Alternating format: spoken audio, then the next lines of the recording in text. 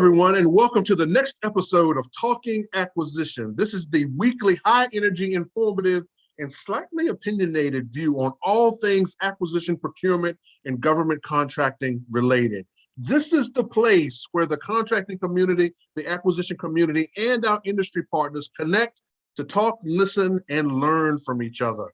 My name is William Randolph, and I am your host for today. I'd like to introduce my co-host, my colleague, my partner, my friend, Soraya Carrera. Hello, Soraya. How you doing?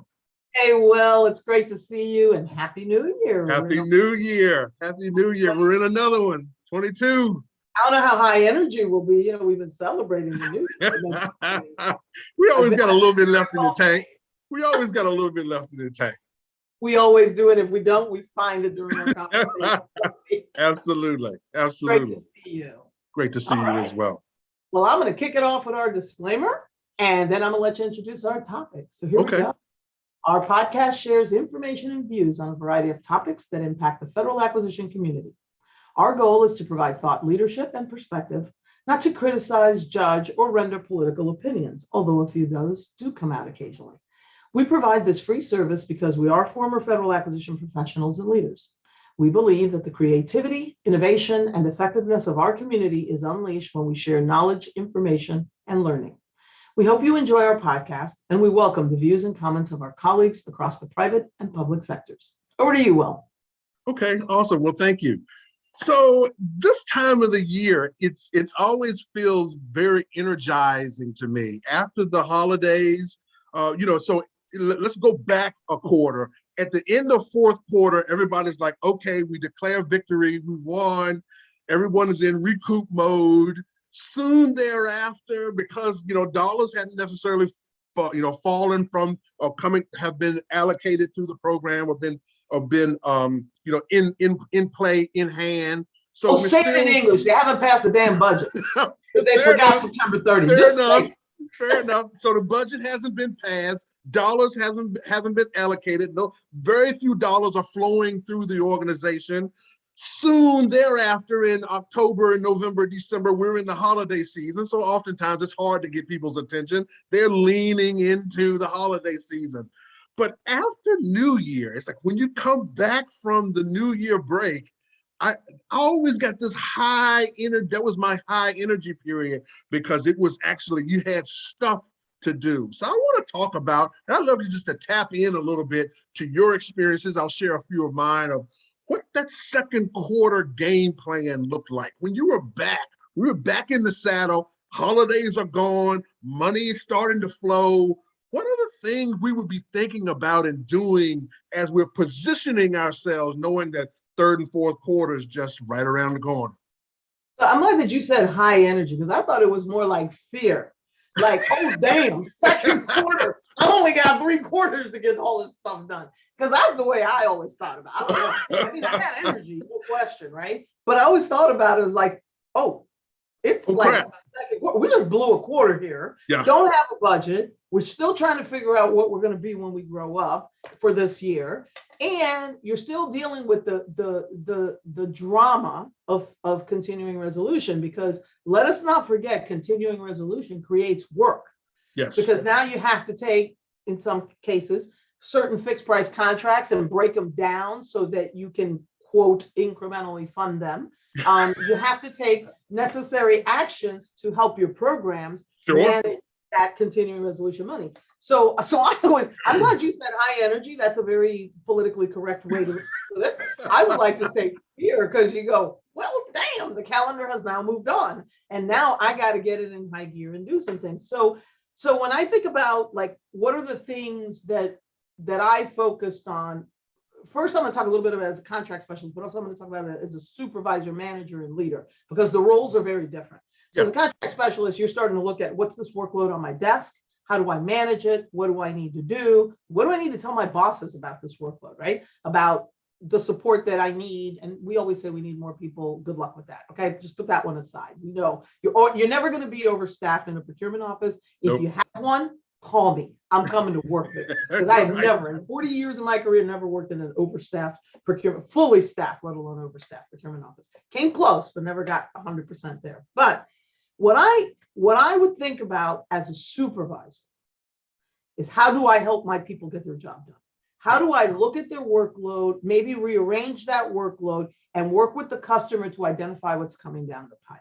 So I was the queen of the end of year memo as a supervisor. And actually I started elevating that so that it would always come out from the top echelon, like the HCA, to come out the end of year memo that says, okay, here's what it takes to accomplish a procurement based on the dollar value and the strategy. Just kind of gave some standard timelines, knowing that that will vary based on how much you know, what you know, and how you're going to do it. But I would immediately start that. The other thing that I was very big on, approving $0 PRs. Saying to the customer, I know we don't have a budget for this fiscal year, but I can't wait now, February, whatever the date may be coming down the pike. Because by the way, February 18th is no guarantee you're going to get a budget. Absolutely. February 18th is a guarantee that you might get another continuing resolution or a government shutdown. That's the only thing you guarantee. So I used to push that end of year memo and then going to the customer and saying $0 PRs. Get me info. I need to know what's coming. What are you thinking about? You know what you put in your budget. You know the likelihood of what you're going to get. You have a really good idea. Let's talk about what you need, when you need it, and what can we do to get started. So we can get going with paperwork, getting reviews and approvals and that kind of stuff. Recognize that you put a little disclaimer in your file that you're still waiting for funding. And for those things that you really couldn't wait, because there are things you just can't wait. Yeah, right.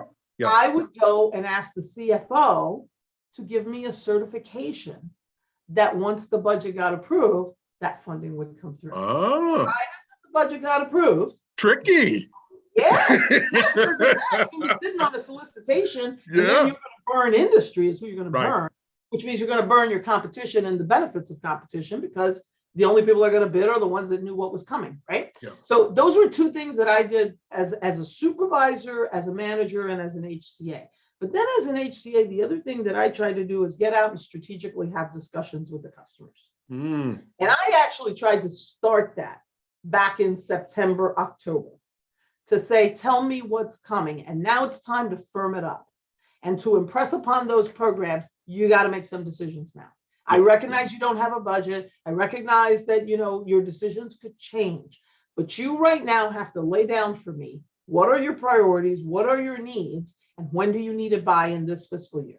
So that we can start coming up with our, make sure that we put our game plan in place, and then we'll adjust. And then we got to meet on a regular basis to keep adjusting. You cannot wait for the budget to get passed. If you're waiting for that, you're not going to get there. Yeah, agreed. So Soraya, you're right in line with at least my thinking of how I used to tackle, second quarter. I used to look at the game plan as working on both the supply and the demand. The supply being the workforce. It's like, okay, this is what we need to effectively execute an annual spend. Fourth quarter should be pretty fresh. It was just 90 days ago. So the pain, whatever joys and pains that came along with that end of the year, they should be fresh. So first thing is try to tackle anything that fell off the rails that didn't have the desired outcome that you were looking for, whether that was, a procurement, a strategy, a size of a team, a quantity of acquisitions that were funneled to a team, going and looking at all of that, taking a big picture, look at that and see if there are ways to balance or reorchestrate what that looked like, because another fourth quarter is coming.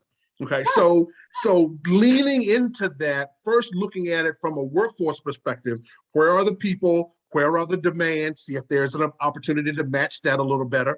If there are training opportunities or development opportunities, now is the time to get them. I used to hate when people used to tell me that they were too busy to train somebody. Okay, it's like that phrase should be struck from our language. Okay. Yeah. Too busy to train, it just doesn't, even the words just don't make sense when you string them together. That the value of taking the time to train somebody actually gets you the value of having more people to do it. Okay, so you have to, it's an investment. I got it. I acknowledge the point. And the type A personalities that are attracted to our communities anyway, I understand that it's easier for them to do it than to take the time to train. I got it. But the investment is not for now, it's for tomorrow.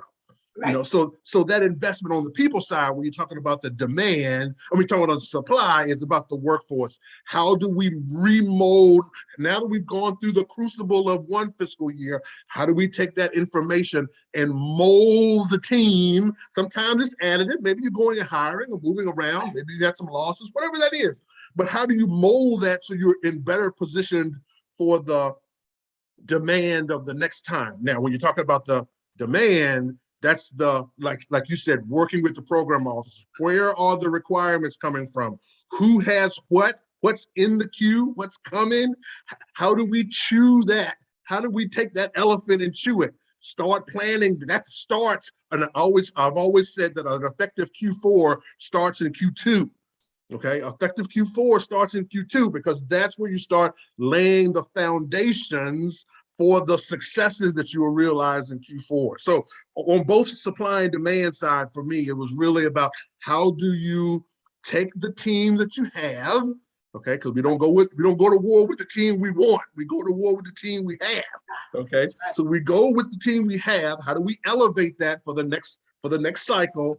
And then how do we work on the demand signals that are coming in? How do we position them? How do we go out? How do we do advanced work to go pull those things in as early as possible? I love the work you said. It's like, we're going to start on the early side. And I think if you start early and go pull them forward, those two things together could be very powerful for an effective or a more effective fourth quarter.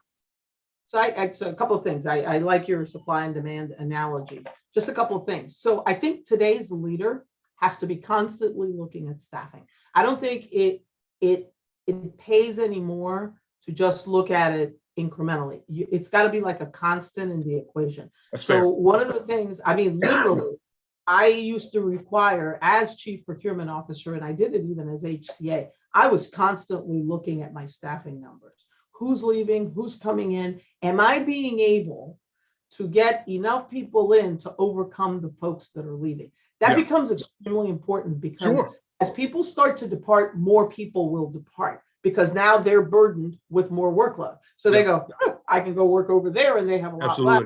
Blah, blah. So people are energized when they see that you keep that team replenished. That's what I meant by looking at workload as well. Sure. Looking at who's doing what, who are best at what, so that I put the work in the right teams, or I move work if I've got a team overloaded. Because I remember that when I first became HCA, that was one of the phenomenons that I had to deal with, both at ICE, when I became the head of contracting at Immigration and Customs Enforcement, and in the Office of Procurement Operations. You have to constantly watch that workload, because what happens naturally is certain amounts of work land, like the CIO can generate a lot of work. So you're right, if you have a group that specializes in IT, they could get really totally loaded up. And theirs is like a constant, right? Because it's constantly happening. They get nailed at the end of the fiscal year, because a lot of times we fund our IT programs, let's just speak honestly, with end of year money, right? Yeah. So what happens is they get burdened. So I'm giving away all the secrets of government. So anyway,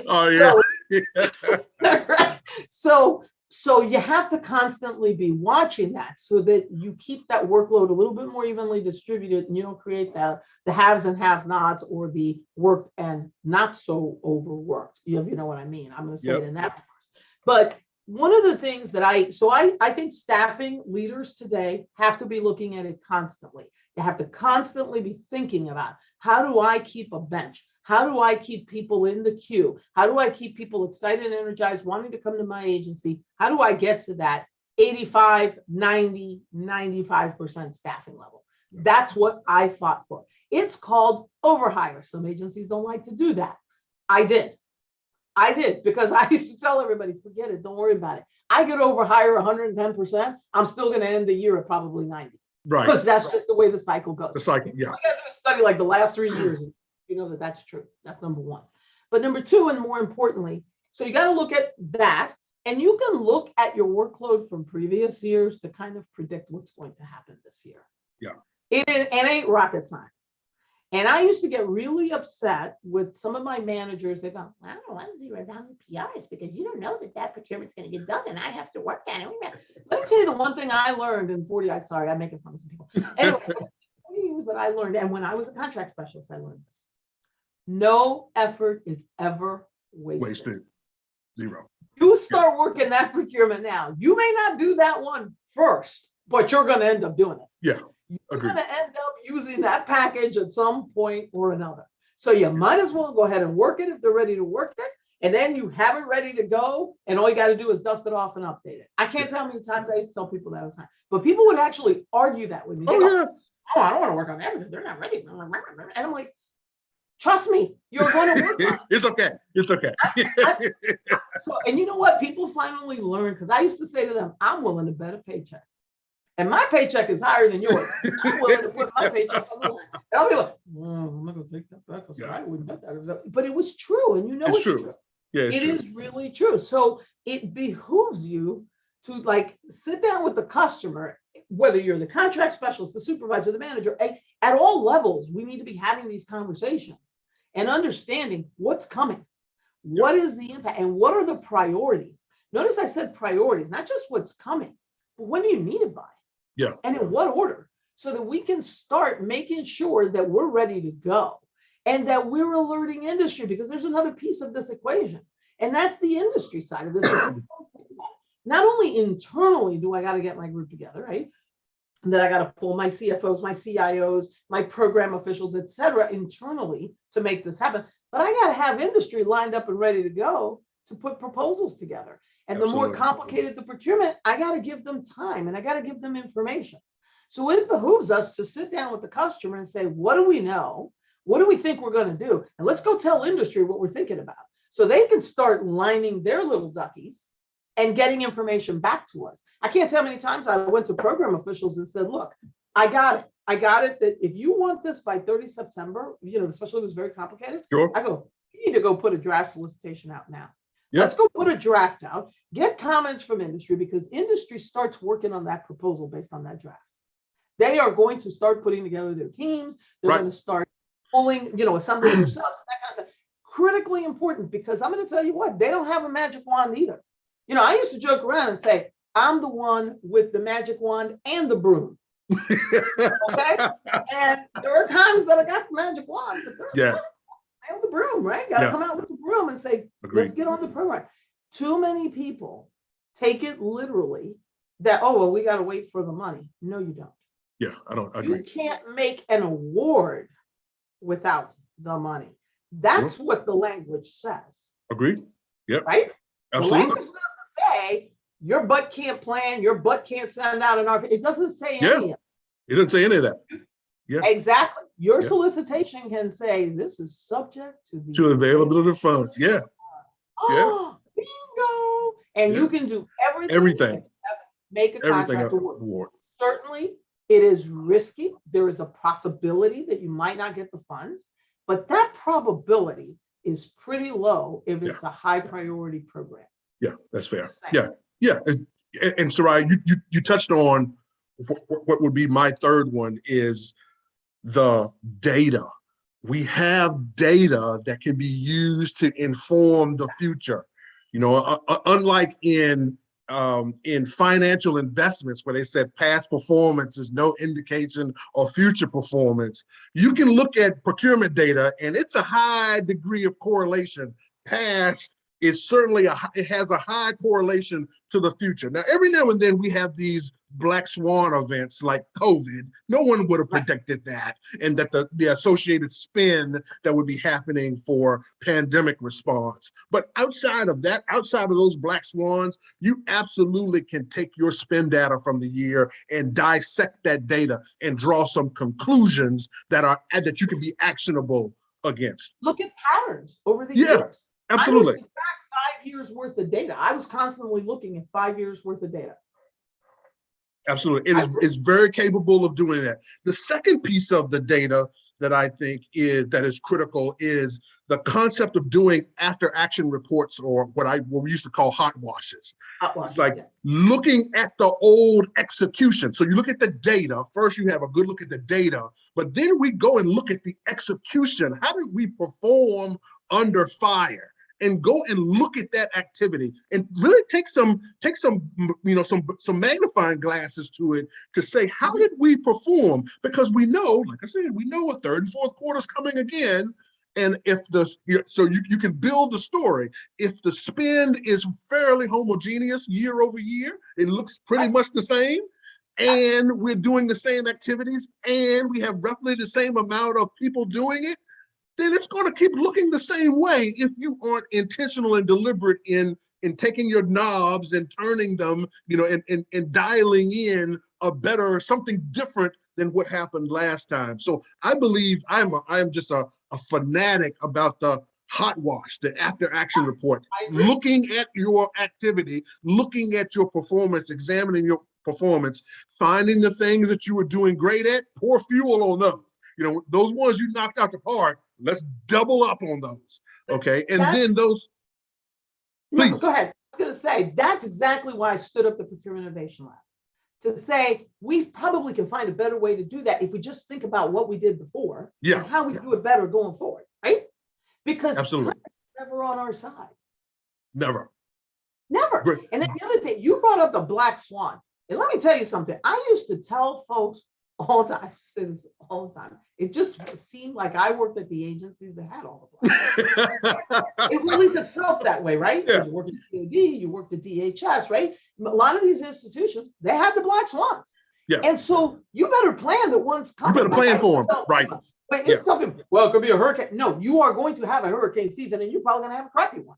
Absolutely. Assume that. So you got to assume that you're going to get sucked into something over here. So you better be planning ahead. I 100% agree with you. Sorry to interrupt you. Oh no, that's fine. I just believe that the Black Swan events, while they are indeed these unpredictable events, there's always a unpredictable event. So like you said, plan for the unexpected, because there will always be an unexpected. Every year there was something that we didn't expect. So you must accommodate for that, save space for the unknown thing, because there will be an unknown thing. Exactly. And it depends on the agencies too. Sure, in other words, absolutely. When you work at an agency like DHS, you know something's going to come up. Absolutely. Right? Because of all the multitude of missions and the things that we have to deal with. You work at a DOD, same thing. You work at a Social Security Administration, IRS. You can predict the black swans that are coming. Absolutely. I remember when I was at ICE, every year there was a unpredicted population of individuals that were coming across the border. It's like, it was different. It was a different construct of them every year. But every year we had this thing, we even had a name for it. They called it seasonality. That every spring we'd have some unique thing, because that was the season where it was more accommodating from a weather perspective to come across the border. So it's like, okay, so it's like, black swan, not a black swan. It's just June. But that goes to your point about data. Just as you can analyze your procurement activity, you can take a look at historically the events that have shaped our country, and you can see the black swans in the patterns. So organizations like FEMA was always prepared for hurricane season because they knew it was coming. Yeah. They knew it was coming. They said, nope, hurricane season starts here and it ends here. And typically this is the worst month. You could even predict what was the worst month. I could tell you the worst month of hurricanes in Puerto Rico. September. Yeah. September traditionally has been a really bad month. Late season hurricanes. Yeah. Pattern, because data helps you discern patterns. Yeah. I get it. But going back to this second quarter phenomenon, I think it's extremely important. People kind of like, I do hear people sometimes say, continuing resolution ends on February. I think this year's February 18th. No, no. You could find yourself in more continuing resolution. Sure. God knows I always hope not, but you can find yourself in more continuing resolutions, and you can't pretend that the continuing resolution stops you from doing the job. We still have missions to fulfill. The federal government is not there as window dressing. What we do is important, and it's critical to the citizenry, and the people that come and visit, live, and work in our country. And so we have to make sure that we are prepared to deliver those missions, and so we have to be planning. So I do think those $0 PRs make a difference. I think leadership has to come together and have their game plan and talk about priorities, what's coming, what's needed, how it's done. And the most important thing, you always like to say, plant that flag. I say, wave that flag, right? take care of your workforce, because if not, they're going to walk. They're going to walk on you if they don't feel supported. And you can't wait till the last minute to be staffing your organization. You got to be constantly monitoring that and making it happen. And, for all these people, oh, well, I don't want to hire people virtually, blah, blah, blah. I hired a ton of people virtually. I didn't. My staff hired a ton of people virtually. Some of them worked out and some of them didn't. That's just the way it goes. Just like when they were physical and they walked in the building. Some of them worked out and some of them didn't. Yeah, some of them looked like really good and you were like, whoa, how impressive. And then they came in and you're like, what just happened? Right. What just happened? And other times you looked at a few people and your people went, oh, come on, he's not a dud. And you're like, she looks like a dud. Oh, he looks like a dud. Right. And then all of a sudden it turned out to be the greatest thing since sliced bread. Absolutely. So, you gotta adjust to the times, you gotta adjust to the situation, you gotta plan, you gotta work, but you gotta take care of that workforce, because at the end of the day, that's what's going to make it happen. And the more information that you can impart to them about what the priorities are, what to expect, what their workload is going to look like, and how you're going to help them. People don't get upset about being overworked. This is my opinion. I never had staff push back on me about being overworked because they were overworked. They pushed back when they didn't feel supported, appreciated. I'm going to use those two words, supported and appreciated. If they didn't feel supported and appreciated, then they didn't want to work their butts off. And I'm not going to tell you that 100% of the staff wants to work their butts off, but most people are going to work for you when they feel supported and appreciated. I think those two words come up to valued, right? Yeah, I love it. So I made it a point to make sure that my folks felt valued. And I can't tell you that 100% of them believed me or thought it, but I know a lot of them did. They knew that I really cared, because I did know what was going on with their programs. I did know what their customers were up to. And I did intervene sometimes when I thought customers were being unreasonable. Yeah, that's fair. It's not just about, showing up to talk to the customer when the sun is shining. You got to get out there when it's pouring rain and it's nasty. Absolutely. And sometimes remind the customer, no, my folks, you talk to me. You have a problem, you come to me. Yeah. You don't talk down to them. I had to have that conversation. Well, Soraya, you just touched on what I think would probably be a third piece that leadership is that your teams are looking for from leadership. And it actually shows up in this second quarter conversation. It's managing the chaos. It's like being out front and leading. We know we can't stop the chaos, but once it shows up, it can be managed. Okay. And start managing it before. I think it's fair. But I just believe leadership, people want to see people out front and leading, head cheerleader, head roadblock remover. Those are the two jobs. Those are the two jobs. So that's why I believe just the ability to manage the chaos. And people know chaos. No one has the ability to see around the corner. Okay. You can anticipate. I think that's part of the leadership thing. It's kind of, okay, let's look at the data. Let's look at the past. Let's look at the seasonality. Let's anticipate what's coming around the corner so you can plan for it. But once it comes around the corner, I think teams, at least I did, I was always looking for our leadership to say, okay, it's okay. Never too high, never too low. It's okay. We got it. So I think it's a value. I think it's a value piece of that. When you talk about value, you called it value. That value proposition is the ability to actually leading, managing the chaos. Well, and look, sometimes as a leader, you have to step in. I can't tell you how many times I actually had to step in, because sometimes either my counterpart on the program side, or even sometimes the political appointee, the expectations were unrealistic, or the demand was somewhat unrealistic, given what we had to work with. And so that's where leaders have to lead.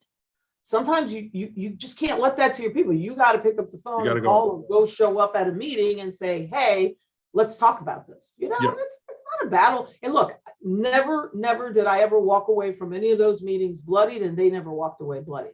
They might not have gotten 100% of what they wanted. Sometimes my folks might have had to take a couple extra steps to deliver what was needed, but I would sit there and actually negotiate with the program sometimes about what they were asking for. To say, Can't do that. We're not going to be able to do this for you. Here's what we can get you. And here's how we can move this forward. Because sometimes people get wrapped up in the end product, right? You know, the customer said they want XYZ. Yep. And they get wrapped up in XYZ. And I'm like, hey, start with ABC. Yeah, Get focus. right now. Right? Right. Give them something now. What can we give them now to keep it going? We're going to get you there, but we might not be able to get you there in the time frame that you've given me. So let me show you what I can get you to and how I'm going to get you there. And I think sometimes that's where leadership has to step in to negotiate that reasonable, because sometimes on the program side, the employee, the program level employee that's working with the contract specialist is just as scared to go to their boss and say, oh, absolutely. Probably more so. Yeah, exactly. Yeah, exactly. probably more so. Right. Yeah. And so sometimes it takes people like us to walk in and have those conversations. And I was never afraid to do that. And I wasn't afraid to escalate it. It had to go above me, because sometimes, you know, with certain political appointees, you have to go above. Right. But Yeah. I would always say, what's the interim we can offer? What's what, you know, if you don't know the outcome, don't even come and talk to me, but you know what they're trying to achieve. Sure. Right. Yeah. So what can we get them in between? And that's where that collaboration across the CXO suite and across your own organization becomes extremely important. You can't do this job if you're not talking to your policy folks, your oversight folks, just in your organization, because your policy folks can be looking at what policies are going to impact you and whether or not that's really a policy. Is that law? Sure. What's coming? Policy, right? Is this something that we can go get a signature to? You can waive it, Soraya. You know, at CPO, I used to always go, what can I waive? Right. Yeah. Right. This pandemic hit. Literally, I went to my policy folks and I said, tell me everything that I can waive within my authority. And then tell me what I got to go to the boss to waive to be able to enable my people to do the job. Right. Because nobody's going to want to hear, oh, well, we have to wait. Well, we have this policy. So this is where your policy folks come into play. Yeah. Like people, your lawyers, bring everybody together. But then you got to bring everybody else into the equation, right? Yeah. The rest of that CXO suite that might absolutely, because not every solution sits in the procurement realm. You got it. You got it. Awesome. Well, Soraya, it's that time. I knew this was going to be a good one. I knew this was going to be a good one. This is high energy. This is high energy. Fair enough. All kidding aside, I mean, this is something that I'm extremely passionate about, because what I think about most at a time like this, when we're in the second quarter and you're under a continuous, I think about the workforce. I really do. I think about the workforce, and I think about the workforce being the contracting community, the program community that are trying to do Mission Impossible. And I also think about the vendor community. Whether it's a small business, mid-tier or large, the vendor community is going to get asked to step up, and they're going to get asked to step up with not a lot of information. We have to be thinking about that. Yeah, good stuff. Good stuff. So nuggets. Let's leave on some nuggets. You got one?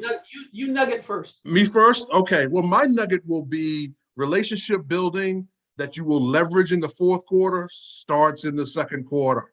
Okay. When you come back, start building the relationships. Your data will inform you where you're going to have tough spots. Your experiences will inform you where you had tough spots before. Those should be informing you of what relationship building you need to start building now, because fourth quarters are coming again. Okay. And you'll need to be able to arm wrestle and do those relationships, do those negotiations, do those exchanges of value in the fourth quarter. And all of those, in my opinion, are built upon effective relationships. So you got to go build the relationship before you need it. That's my nugget. Outstanding. Great nugget. I'm going to go with leaders lead.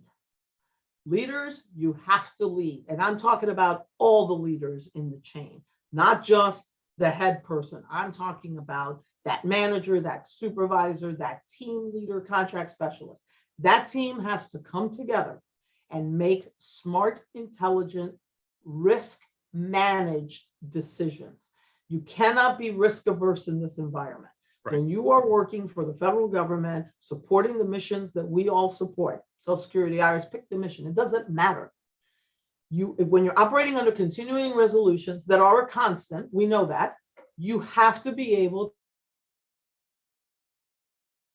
some choices so that you don't kill your people off, right? Because you can't ask them to award everything in the fourth quarter. You can't ask them to do everything in the fourth quarter, and you can't afford to wait. So you got to start making some decisions now. You got to think about, what is it that I can do in my role as supervisor, manager, team leader, or the leader of the organization, senior procurement executive, chief procurement officer, whatever your title is, program manager. What can I do now to help my team get the job done? How do I facilitate that? What are the decisions that I can make? And who do I need to engage with? And like you said, bring those relationships to bear, make it happen, make those decisions, and don't be afraid to change those decisions if you have to. Yeah, agreed. You can reprioritize, you can move things. Absolutely. That's why they called you the leader. And let me tell you something. People may not like it in the moment that you did it. They'll appreciate it later. They'll appreciate it. Absolutely. Okay? They'll appreciate it. Because you know what I found? The only time that I was ever disappointed with my leadership is when they did nothing. Nothing. Yes. Because nothing accomplishes nothing. Yeah, agreed. Do, I love it. You know my favorite phrase, right? Do something, even if it's wrong. Because if it's wrong, you know that you got to go fix it. Yeah, yeah. At least you know one strategy not to do again. We're not going to do that. You've improved. Okay, you've improved. Exactly. Yeah, you've improved. All right, and with that, we're out. Thank you so very much. Amazing episode. I enjoyed this. This might be worthy of episode. So much for my not having any energy, right? This might be worth of a revisit come to quarter 3. So let's hold that in the queue. But amazing. Right. Thank you so very much. And again, Happy New Year to you. Happy New Year to you, and thank you so much. It's a pleasure, and I'm looking forward to the rest of this year. All right. Be well. Take care. Be well. Bye-bye.